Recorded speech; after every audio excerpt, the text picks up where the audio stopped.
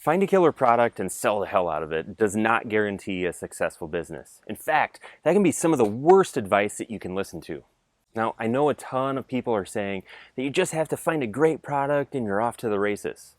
But let me ask you, does everyone who has a good product idea have a successful business? No. In fact, most people that start with a product build out the whole business around this miracle product only to find that no one wants to buy it. Or if they do achieve some initial success, they find it hard to sustain because sales taper off after that first taste of success. But if we look at a business like Quest Nutrition that sold last year for $1 billion, what's the difference between them and someone struggling to get off the ground? Their audience. They were able to sell for $1 billion because they first identified a raving audience and then delivered a quality product to that raving audience. Can you name me any mega successful business that doesn't have a raving audience that buys everything that they put out? No. So how do you find yourself a raving audience?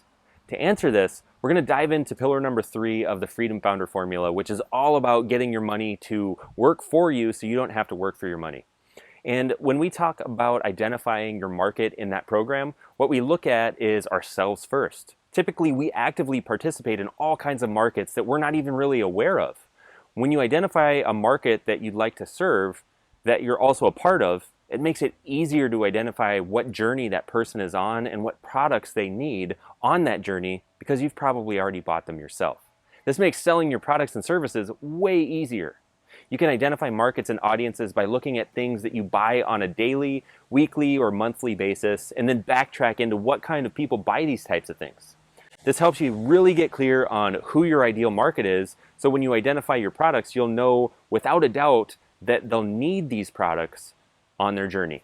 So if that doesn't provide you with enough ideas, you can go online to Amazon and just browse through like their best-selling products and again backtrack through what type of person would buy these types of things. By doing the work to figure out who we want to serve before we figure out what to serve them, we're guaranteeing that we know before investing a penny that that audience exists and is big enough to build a sustainable business around. If you stick with product first mentality, you're fighting an uphill battle that could leave you burned out and frustrated with nothing to really show for it. Starting with your market first will make the whole process of getting started that much easier. But it can sometimes be difficult to validate the market to make sure it can be profitable, especially if you've never done it before.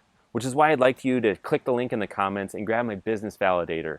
It walks you through the easy 5-minute process you can use to validate any business to make sure it will work before you get started. So grab your copy now and let's get started building your business. Take care.